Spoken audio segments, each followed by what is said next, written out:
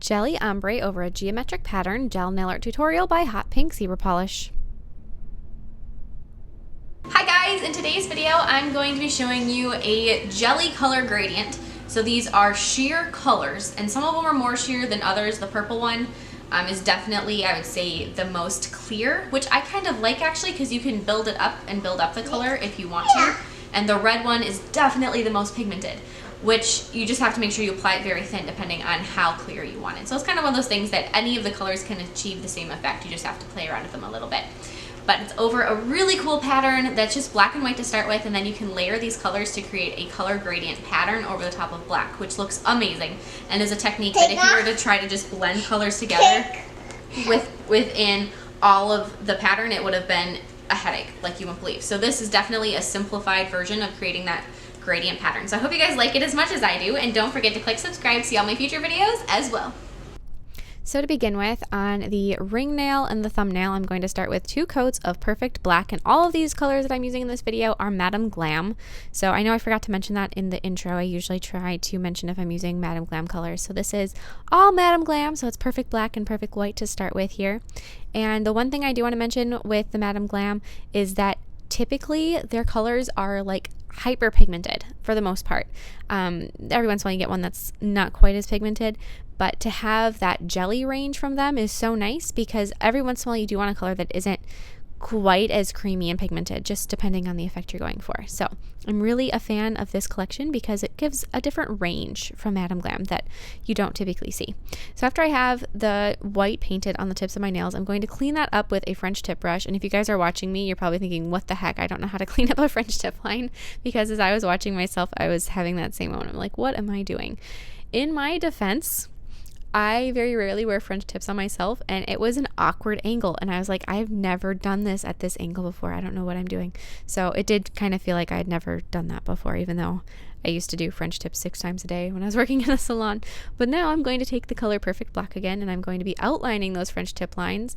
And I don't know what the deal was with this day, but my French tip whole experience was pretty terrible. So painting these black lines, I did clean them up off camera just because I had to change my positioning. On a side note, I've just been having some weirdnesses with numbnesses in my hands, which has been happening for years, but it was really bad when I was doing this particular set. And so I was just having extra problems with that. Painting the intricate pattern, no problem, but lining a French tip, forget it. But the great thing with those Madam Glam colors is, as you can see, those black lines are sharp because the Perfect Black and Perfect White are so crisp. So now going back, and this one is a white gel paint, so this is not from Madam Glam, but for this particular thing, a gel paint really was required, either that or acrylic paint. But for this particular design, I would go with a gel paint. And I will make a video, you guys. I know I've promised it. I'm thinking of doing it as a live video of doing the basics of when to use acrylic paint and when to use gel paint. So to start this pattern, I'm going to begin by painting a grid. So I have 2 lines that go from cuticle to tip. So just paint those as straight as you possibly can, and then going horizontally, you're going depending on the length of nail. So those first 2, you definitely 2 is probably the right number. But if your nails are shorter than mine are, 2 horizontal lines probably will do the trick. If they're longer, continue layering them down the nail until you've filled in all the way to the tip. So now to start that fancy little pattern, on every other cross point of those lines, you're going to want to take and paint a diamond shape. And you don't want this to have super straight lines on the diamond. You want them to kind of curl in or curve in just a little bit. So just kind of take and do really soft, smooth curving lines to fill those in. And think of it as if you're painting like a little star, as if you're doing a starry night or something. That kind of, I don't know if you guys can imagine the kite type of a pattern that I am trying to explain oh so articulately.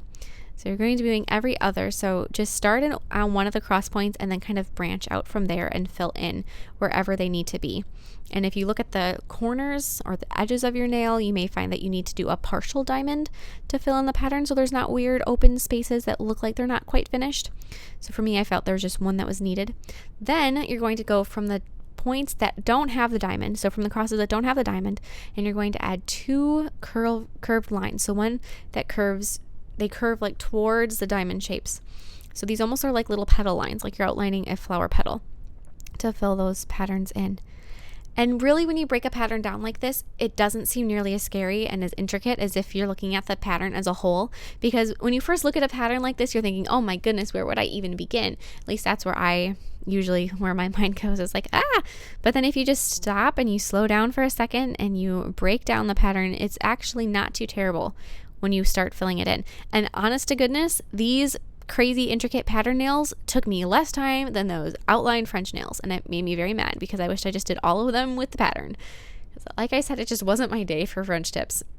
Anywho, so then I'm going to go back and I'm going to take the colors Red Handed and Brave Orange, which is the glass. I think the collection's called Give Me a Glass collection from Madam Glam. And that's the red and the orange, and I'm going to be applying a gradient on my index finger to start with.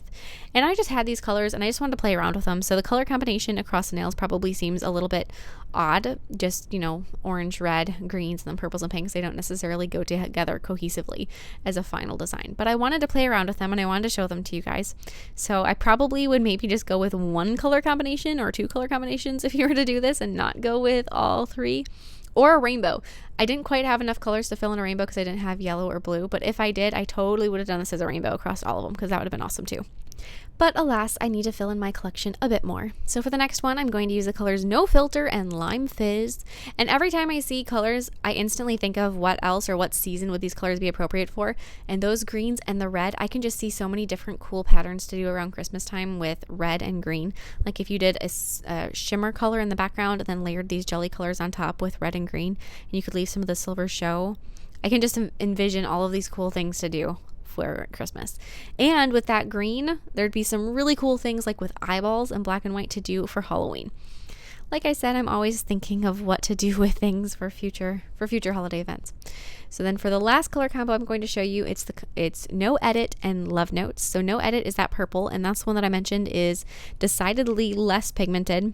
So as you can see, if you're looking at this, you can tell that it doesn't have quite that like power punch of color, which is okay. And like I said, I probably even prefer that in a jelly color, because you want to kind of build it up. It's almost like a tinted moisturizer, and you want to be able to build up coverage if you want to, or just have like a little tiny hint of color if that's all you're going for. So, it's one of those things where it's kind of a personal preference. But the other color, the Love Notes color, is so pretty and so like berry. It looks like berry juice or something. Very big fan. The cool thing though with these patterns, when you do that with the black and the white pattern underneath the jelly colors, is the black stays looking black.